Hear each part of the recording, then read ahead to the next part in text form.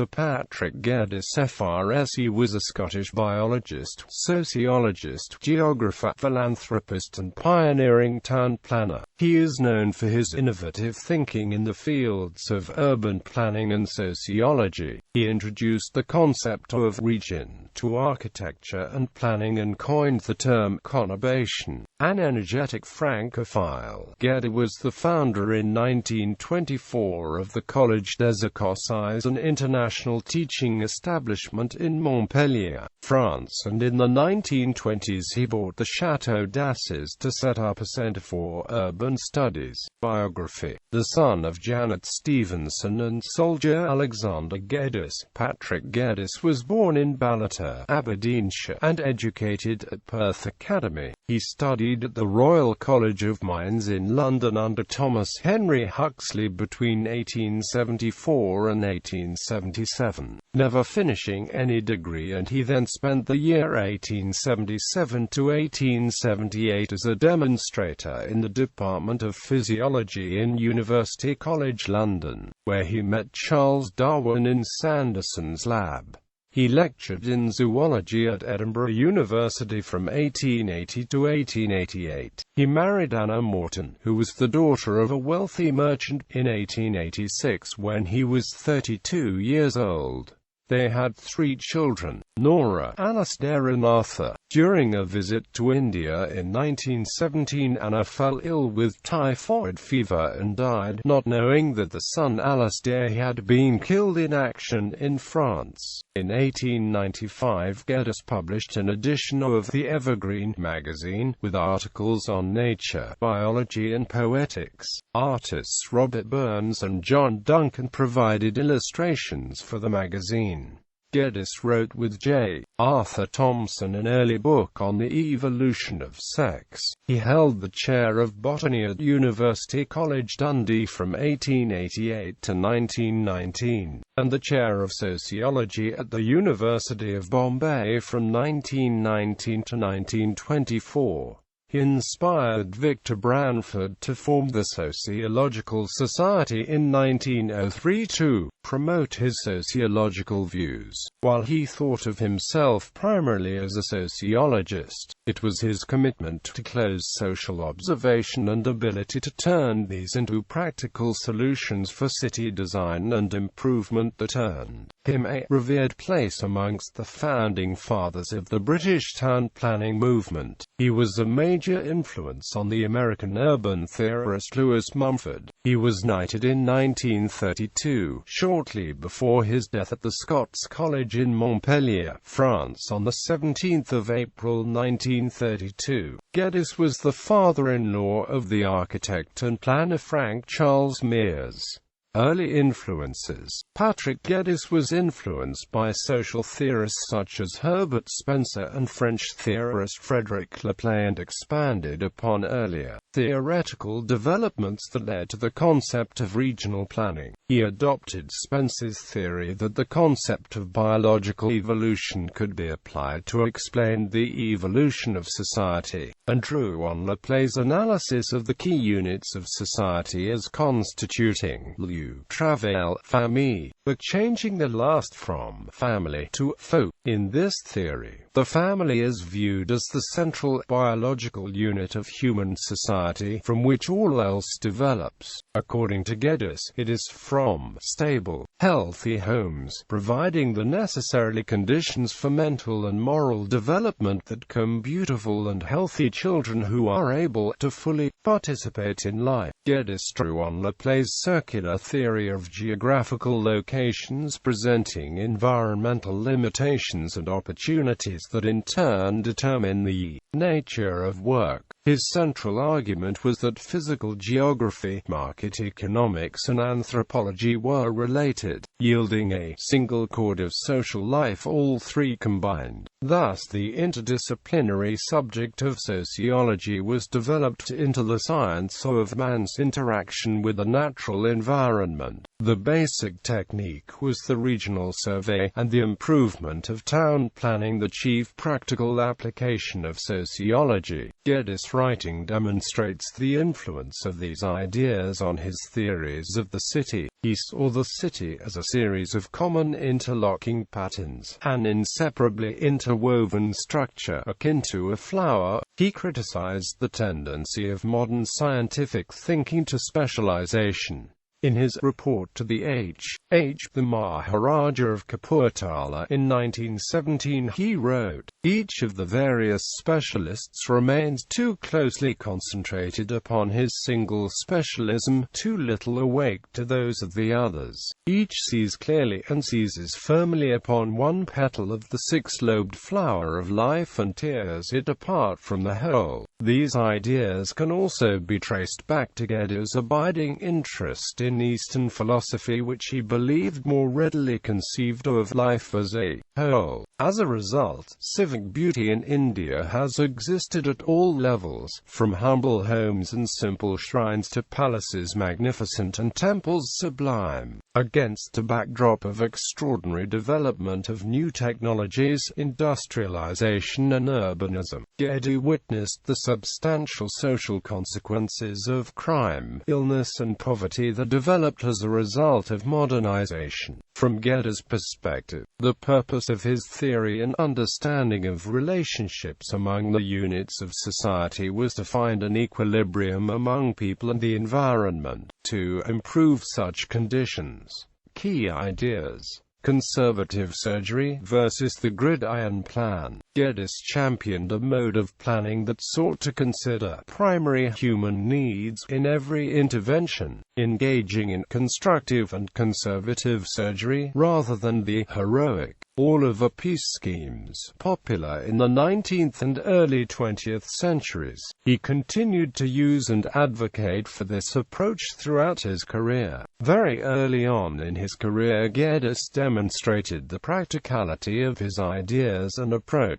In 1886, Geddes and his newly married wife purchased a row of slum tenements in James Court, Edinburgh, making it into a single dwelling. In and around this area, Geddes commenced upon a project of conservative surgery, weeding out the worst of the houses that surrounded them, widening the narrow closes into courtyards, and thus improving sunlight and airflow. The best of the houses were kept and restored. Geddes believed that this approach was both more economical and more humane. In this way, Geddes consciously worked against the tradition of the gridiron plan, resurgent in colonial town design in the 19th century. The heritage of the gridiron plans goes back at least to the Roman camps. The basis for the grid as an enduring and appealing urban form rests on 5 main characteristics: order and regulatory orientation in space and 2 elements: simplicity and ease of navigation, speed of layout, and adaptability to circumstance. Quote, however, he wished this policy of sweeping clearances to be recognized for what he believed it was: one of the most disastrous and pernicious blunders in the checkered history of sanitation. Geddes criticized this tradition as much for its dreary conventionality as for its failure to address in the long term the very problems it purported to solve. According to Geddes' analysis, this approach was not only unsparing to the old homes and to the neighborhood life of the area, but also in leaving fewer housing sites, and these mostly narrower than before, expelling a large population that would, again as usual, be driven to create worse congestion in other quarters.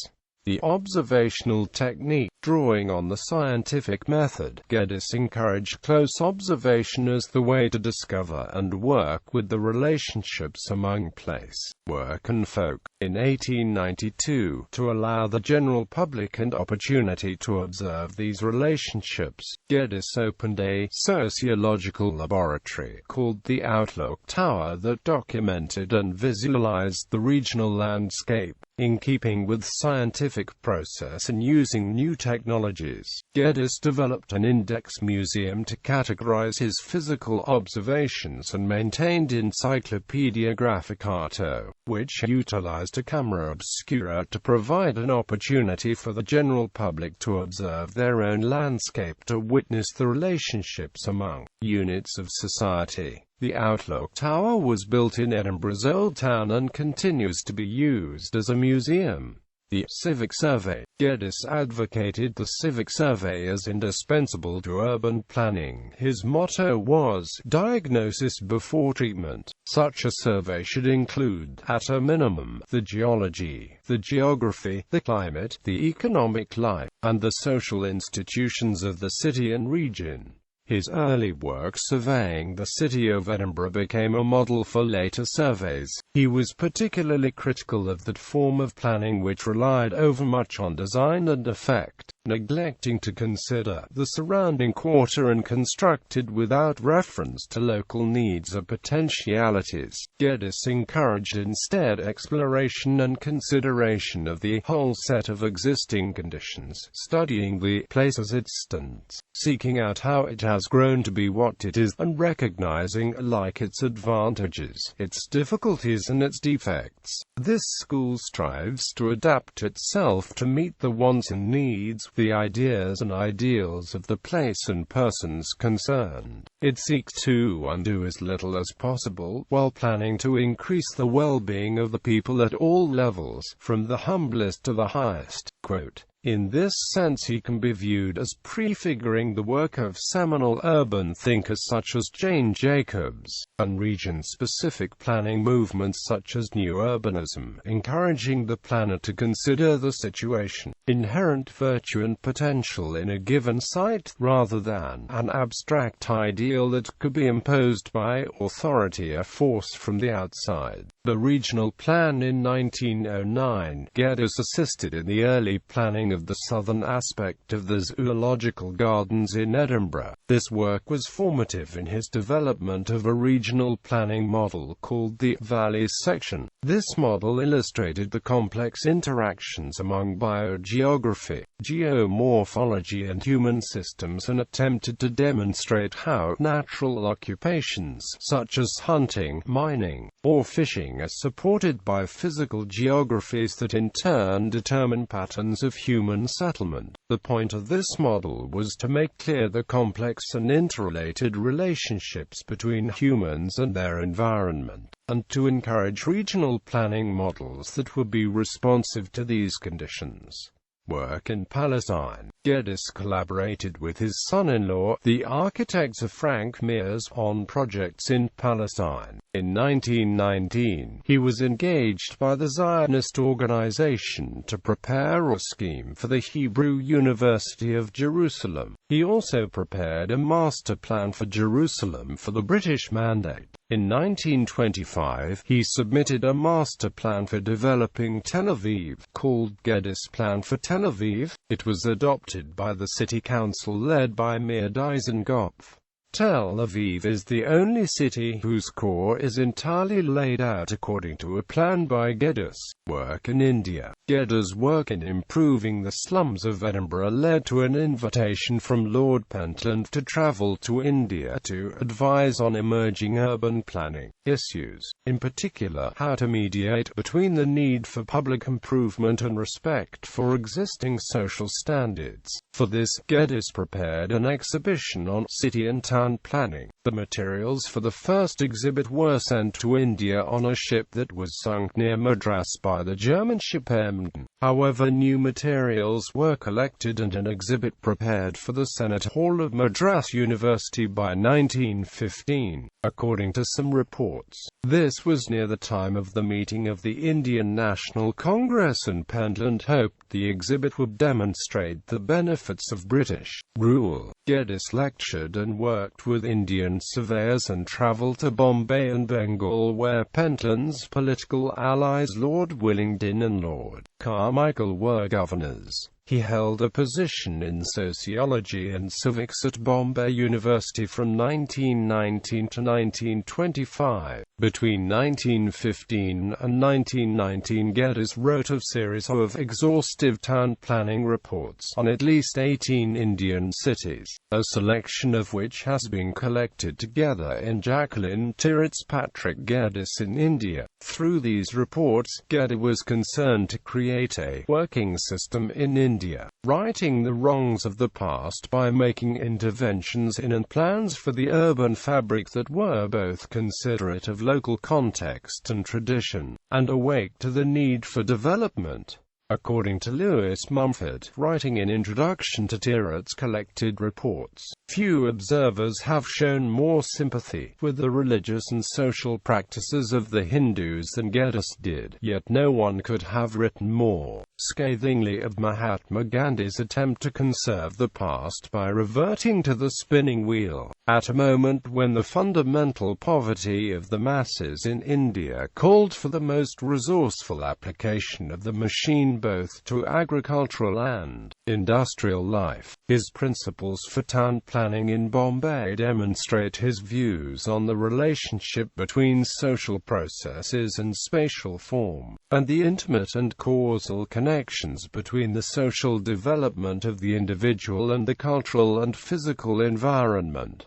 They included preservation of human life and energy, rather than superficial beautification; conformity to an orderly development plan carried out in stages; purchasing land suitable for building; promoting trade and commerce; preserving historic buildings and buildings of religious significance; developing a city worthy of civic pride, not an imitation of European cities; promoting the happiness, health and comfortable residence, rather than focusing on roads and parks available only to the rich; control over future growth with adequate provision for future requirements. Geddes' exhortation to pay attention to the social and particular when attempting city renewal or resettlement remains relevant, particularly in light of the plans for slum resettlement and redevelopment ongoing in many Indian cities. Town planning is not mere place planning, nor even work planning. If it is to be successful, it must be folk planning. This means that its task is not to coerce people into new places against their associations, wishes, and interest, as we find bad schemes trying to do.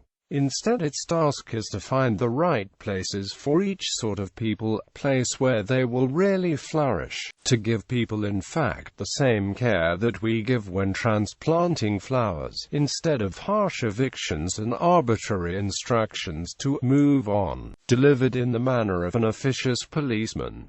Influence. Geddes' ideas had worldwide circulation. His most famous admirer was the American urban theorist Lewis Mumford, who claimed that Geddes was a global thinker in practice. A whole generation or more before the Western democracies fought a global war, Geddes also influenced several British urban planners, the Indian social scientist Radha Kamal Mukherjee and the Catalan architect Cebrià de Montoliu, as well as many other 20th-century thinkers. Geddes was keenly interested in the science of ecology, an advocate of nature conservation, and strongly opposed to environmental pollution. Because of this, some historians have claimed he was a forerunner of modern green politics. Researchers at the Geddes Institute for Urban Research at the University of Dundee continue to develop Geddesian approaches to questions of city and regional planning and questions of social and psychical well-being in the built environment. The Institute is currently staging an exhibition of Geddes' work in the University of Dundee's Lamb Gallery, drawn from the archives of the Universities of Dundee, Strathclyde, and Edinburgh, to mark the centenary of the publication of Cities in Evolution.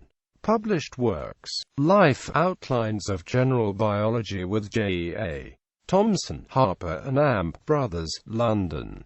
The Evolution of Sex with J.A. Thomson, W. Scott, London. City Development, a report to the Carnegie Dunfermline Trust, Rutgers University Press. Cities in Evolution, Williams and Amp, Norgate, London. The Life and Work of Sir Jagadish C. Bose-Longman, London. Biology with Thomson, Williams and Amp, Norgate, London. Bibliography. Renwick, Chris Gunn, Richard C. Demythologizing the Machine, Patrick Geddes, Lewis Mumford, and Classical Sociological Theory. Journal of the History of the Behavioral Sciences.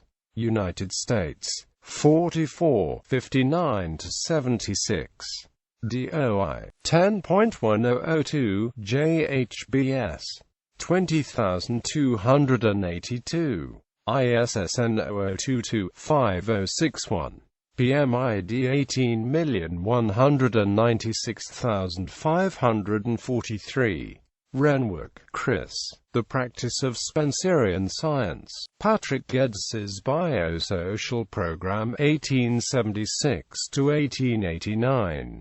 ISIS, an international review devoted to the history of science and its cultural influences. United States. 136-57. DOI 10.1086, 597,574.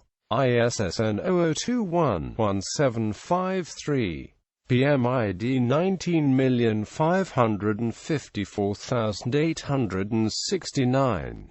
The Interpreter Geddes, The Man and His Gospel, Emilia de Vries. Patrick Geddes, maker of the future Philip Boardman. Patrick Geddes in India. Jacqueline Tirrett, Lund Humphreys, London. Pioneer of Sociology. The Life and Letters of Patrick Geddes. Philip Myritt.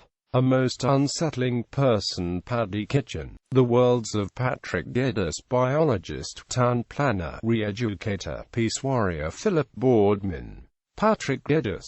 Social evolutionist and city planner. Helen Miller. Patrick Geddes and Town Planning, A Critical View. Noah Heisler Rubin, Rutledge. The City, after Patrick Geddes. Volker M. Welter and James Lawson. Biopolis, Patrick Geddes and the City of Life. Volker M. Welter. L'Atlas de Tel Aviv. Catherine Weil-Rogent. Evaluer la pérennité urbaine. L'exemple du plan Geddes pour Tel Aviv. Pérennité urbaine. À la ville par de ses métamorphoses. C. Vallet, A. Leblanc, Pascal Philippet, Volume 1. Traces, Paris, Harmattan, 2009, p. 315-325. Rochant-Weil, Catherine. Le plan de Patrick Geddes pour la ville blanche de Tel Aviv, une part d'ombre et de lumière. Volume 1. Paris, Université Paris 8. Archived from the original on 3 December 2009. Retrieved 9 July 2010. And Rochant-Weil, Catherine. Le plan de Patrick Geddes pour la ville blanche de Tel Aviv, une part d'ombre et de lumière. Volume 2. Paris, Université Paris 8. Retrieved 9 July 2010. Catherine Weil-Rogent. Le travail de Patrick Geddes à Tel Aviv. Un plan d'ombres et de lumières. Editions Universitaires Européennes. 2010.